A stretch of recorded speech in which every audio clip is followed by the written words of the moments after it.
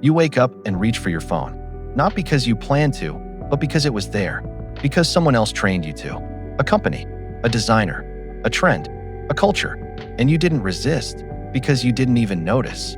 This is how your freedom dies, quietly, not with chains or orders, but with distractions, preferences that aren't yours, beliefs you never questioned, a reality that was built around you, but not by you. Machiavelli understood this long before social media, before advertising, before influence was an industry. He said, "Men are so simple and so obedient to present necessities that he who deceives will always find someone who will let himself be deceived." What if you were that someone? What if your desires, your doubts, your dreams are not your own? You see, everyone talks about discipline like it's an internal struggle, but few realize how external influence feeds internal weakness. You don't fail because you lack strength. You fail because your environment is designed for your failure. You don't procrastinate because you're lazy. You procrastinate because your surroundings reward distraction and punish focus. This is not an accident. It's architecture. It's design. It's power wielded by others over you. And here's the cruelest part. The more intelligent you are, the more vulnerable you become. Because influence doesn't attack your ignorance, it uses your ego. You've been conquered, not with armies, not with violence, but with culture. And like Machiavelli warned, the wise man sees war in peace. But you, like most, mistook the silence for safety. Let's expose the trap. 1. The architecture of influence. Walk through your day. What do you choose, and what do you automatically obey? The glowing notification? You obey. The dinner plate your friends ordered? You copy. The opinion trending online? You adopt. Every one of these is a micro-submission. And Machiavelli would call that a power loss. Because every act of unexamined imitation is a surrender, not of action, but of sovereignty. This is not dramatic. This is strategic. You're not influenced by accident. You're influenced because it's more profitable to manipulate than to fight. Why conquer a country when you can conquer its habits? Why enslave a person when you can program their tastes? 2. The disguised chains. Influence today doesn't look like a threat. It looks like luxury, comfort, belonging. And here's the brilliance of modern manipulation. It never forces you. It convinces you. Your phone isn't a leash. It's your connection. Your job isn't a cage. It's your career. Your social feed isn't propaganda. It's you being informed. But let me ask you this.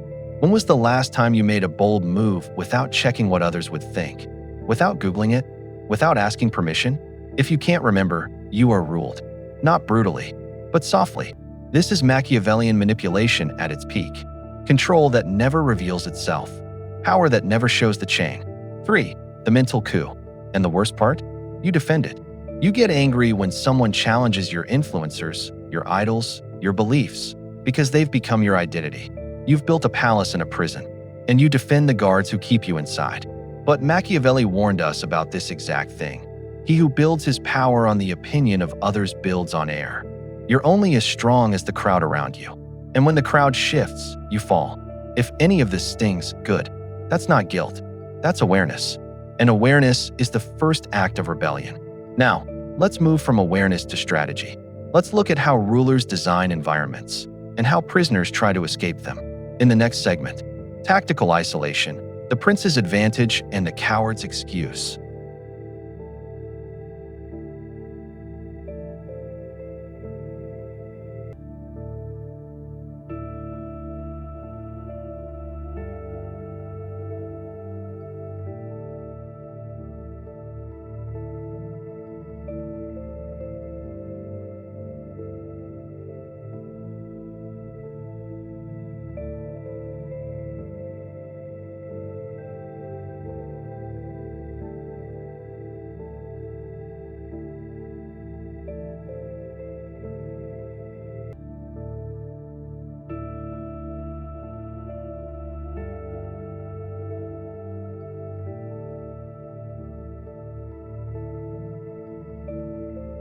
There is a reason every true leader, every strategist, monk, general, or king retreats before rising.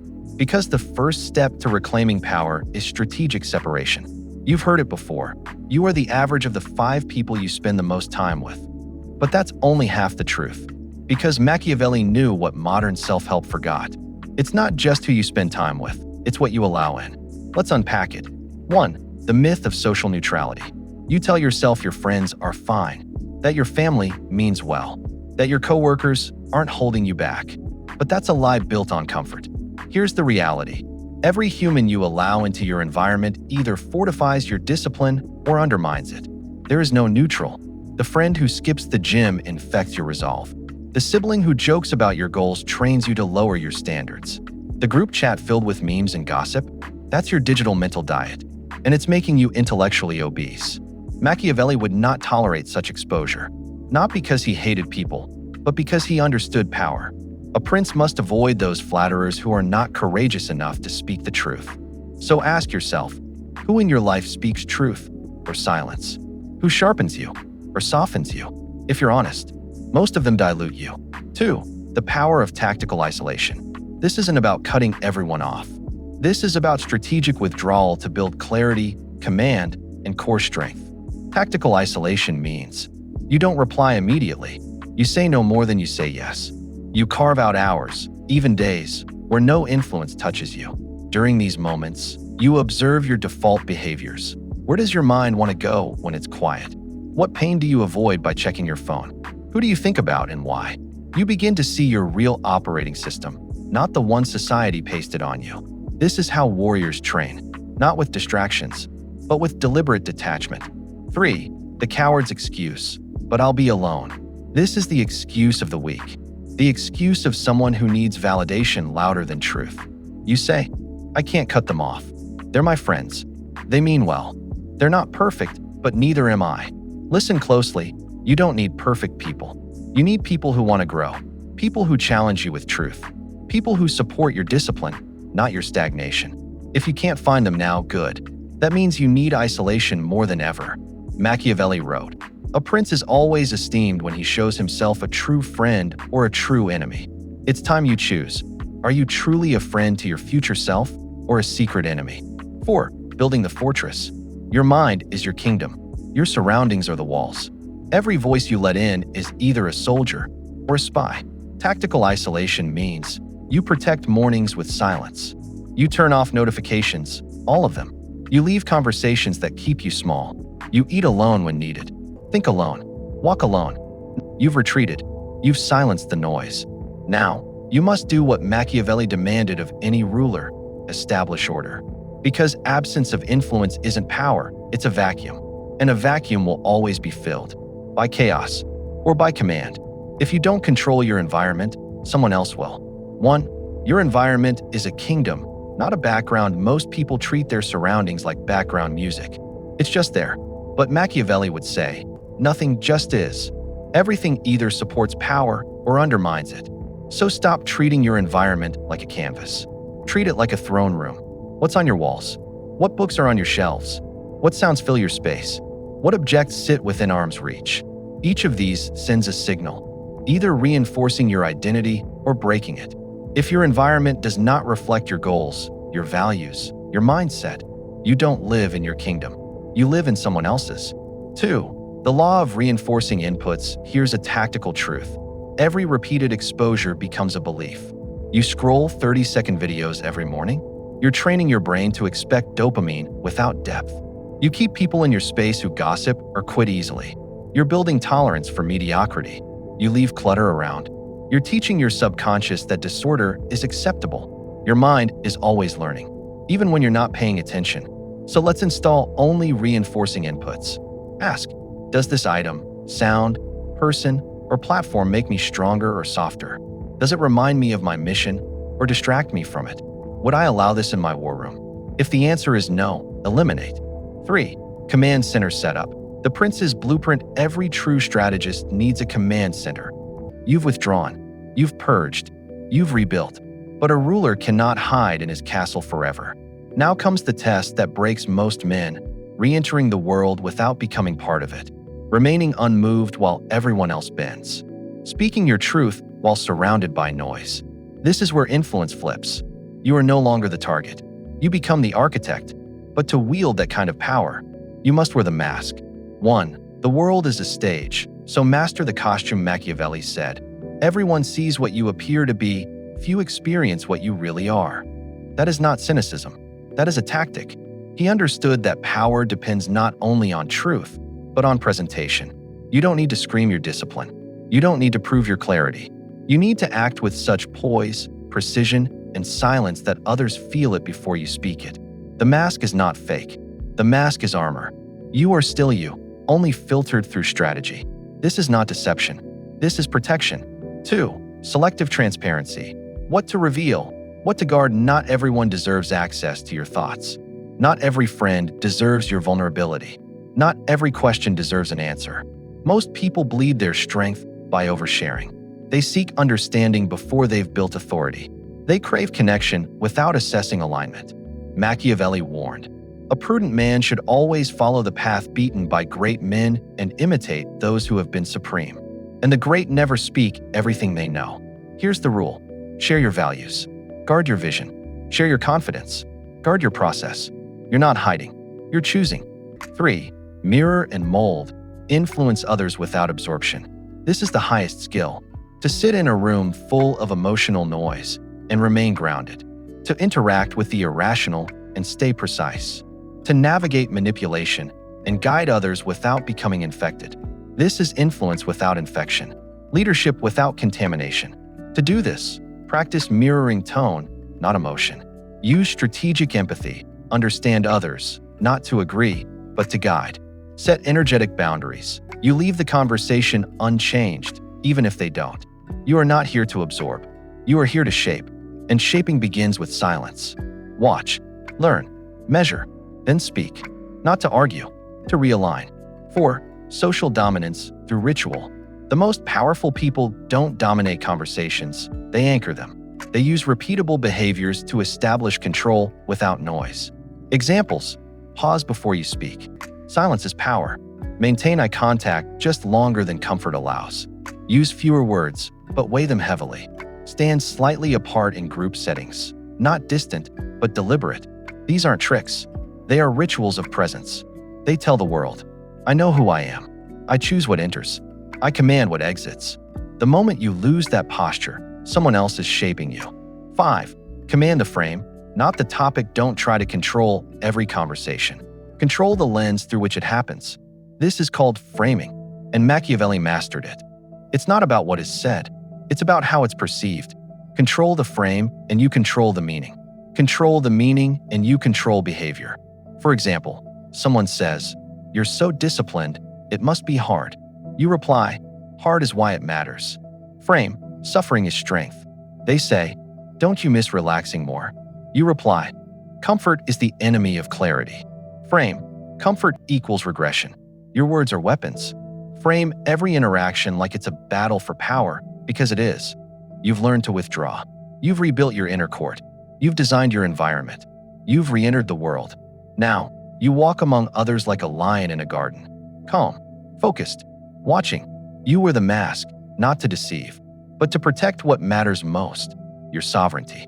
But even now, there is one final enemy, more subtle than friends, more seductive than comfort, more persistent than distraction. It is the inner shadow, the part of you still addicted to being ruled. In the next segment, The Last Saboteur, how to kill the inner servant and become the true prince. You've eliminated external distractions. You've redesigned your environment. You've learned how to influence without absorbing. But there is one enemy left, and it lives inside your mind. It knows all your weaknesses, and it speaks in your voice. It is not your laziness. It is not your fear. It is something deeper, more dangerous.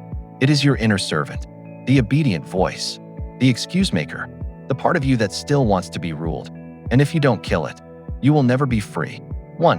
What is the inner servant? The inner servant is not the part of you that fails. It's the part that prefers failure. Why? Because failure comes with comfort. You don't have to take responsibility. You don't have to risk being seen.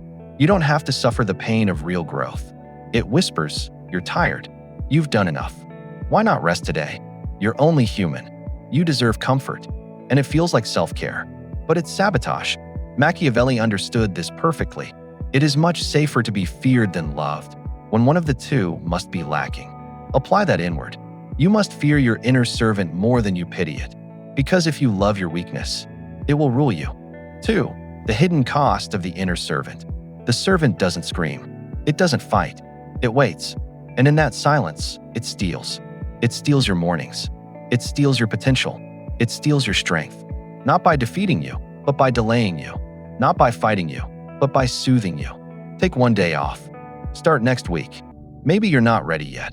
And every time you listen, you become smaller. Machiavelli warned us. The promise given was a necessity of the past. The word broken is a necessity of the present. And that's what the servant teaches you. To make promises to yourself, then break them. To normalize betrayal, as long as no one sees. But you see it. And over time, your identity erodes. You begin to believe, maybe I'm not a leader. Maybe I'm not the kind of person who wins. Maybe this is who I am. But it's not who you are. It's who you've tolerated. 3. Kill the servant. The inner execution ritual. How do you kill it? Not with rage, not with guilt, but with ritualized execution. Every day, you must perform one act, not of productivity, but of command. Examples. Wake up on your first alarm, not because it's urgent, but because you said so. Do one hard thing before comfort touches you. Deny yourself one thing daily that your body craves, not to punish yourself, but to reclaim authority. This is not asceticism. This is Machiavellian internal warfare. You are showing the servant, I give the orders here. Machiavelli would call this virtue in its purest form, the ability to shape fortune, not be shaped by it. And that includes shaping your own lower self, your own addictions, your own seductions. 4. Forging the inner prince. Once the servant is weakened, you must crown something new, the inner prince. This is not your best self. It's not about being positive or perfect. It's about being sovereign.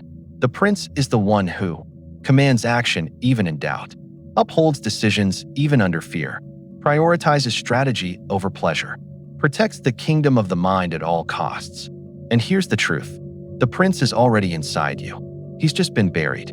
By excuses, by distractions, by softness. Now you dig him out, brick by brick. Every moment you choose pain over comfort, clarity over confusion, truth over ease. You are raising a throne within yourself. The last saboteur is not outside. It's not your phone. It's not your friends. It's not the world. It's you. But if you conquer yourself, there is nothing left to fear.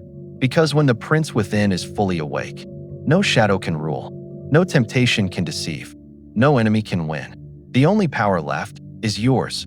In the final segment, we'll unite everything you've learned into one strategy, a daily code of sovereignty. The prince's protocol. All transformation is fragile until it is fortified by ritual. You've removed the noise, silenced the inner saboteur, reclaimed your environment. But none of this will last unless you transform it into something Machiavelli respected more than words, more than intentions. A code, a system of daily living, a personal doctrine that guides you not just when you feel strong, but especially when you feel weak. This is the prince's protocol, and it is not optional. It is not convenient. It is not easy. It is the iron framework that sustains every ounce of clarity, control, and sovereignty you've built. 1. Principle I. Dominate the first hour. Your first hour is sacred. It is not for checking messages. It is not for reacting. It is for commanding. Machiavelli knew, it is better to act and repent than not to act and regret. This applies to how you begin each day. The protocol: wake up on the first alarm. No phone, no input. Hydrate, breathe, write one sentence declaring today's intention.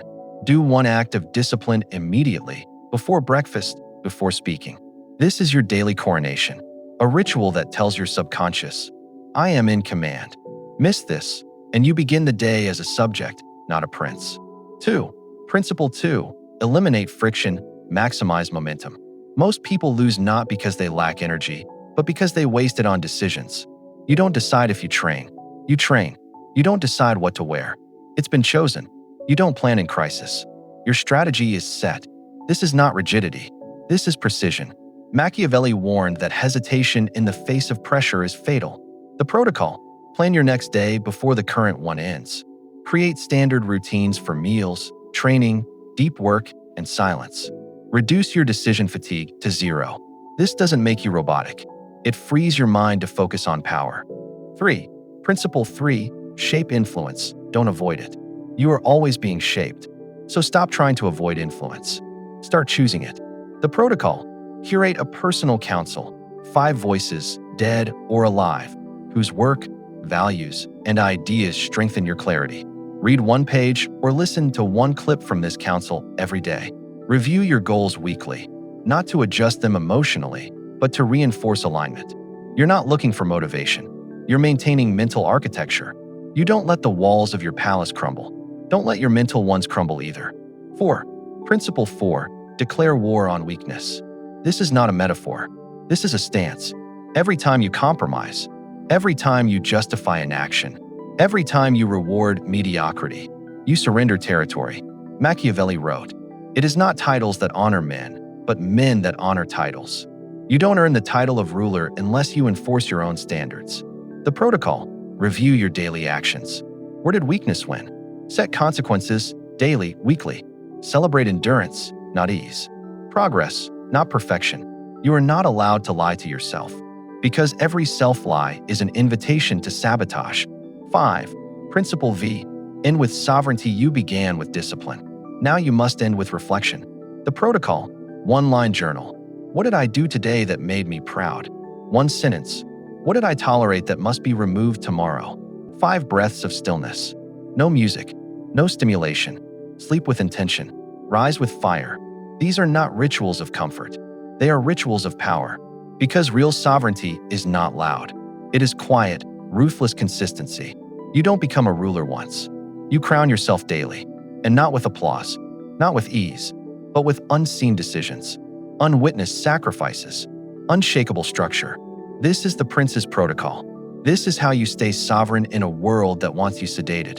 This is how you rule your life, while others still wait for permission. In the final segment, we bring it all together. 1 declaration, 1 battle cry, your new code of power. This is your line in the sand. This is the moment you stop being shaped and start shaping. The day you stop being pulled and start pulling. The minute you kill the puppet and crown the prince. 1. You were never powerless. You were just distracted. The illusion of weakness is convenient. It protects you from the pain of accountability. But now that illusion is dead, you have seen the trap. Comfort disguised as care.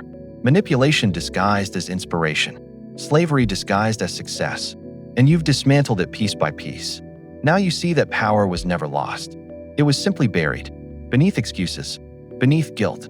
Beneath laziness. You were not broken. You were distracted. 2. A new identity. Sovereign over self. Machiavelli did not write for the common man. He wrote for the ruler, for the commander, for the mind that refuses to kneel. And that is who you are becoming. But make no mistake, this is not self-help. This is self-command. You don't improve. You impose.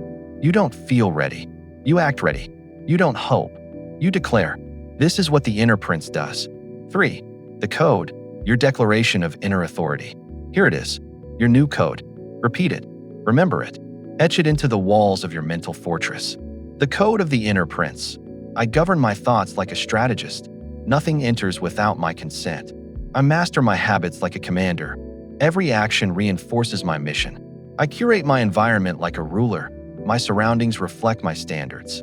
I wear the mask of power with precision. I influence. I do not absorb. I destroy my inner servant daily. I obey no impulse that weakens me. I live the prince's protocol relentlessly. My days are architecture, not accident. I seek not ease, but control, not approval, but alignment, not pleasure, but power.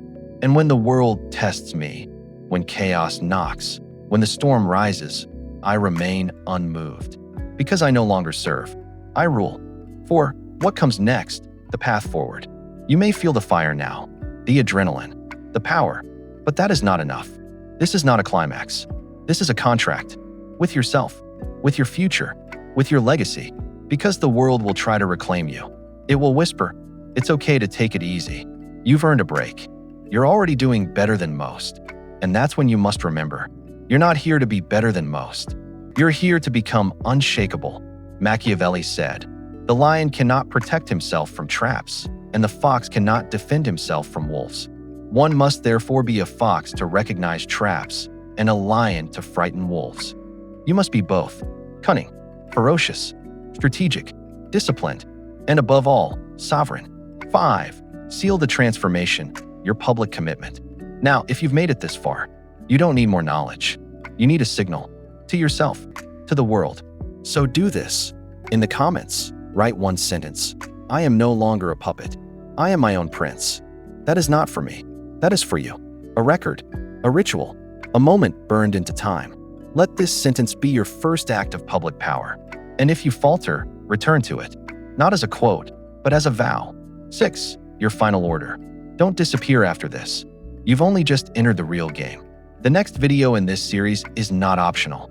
It is the next phase in your evolution. It will take everything we've built and push it further, deeper, harder, because now that you're awake, the only direction left is forward.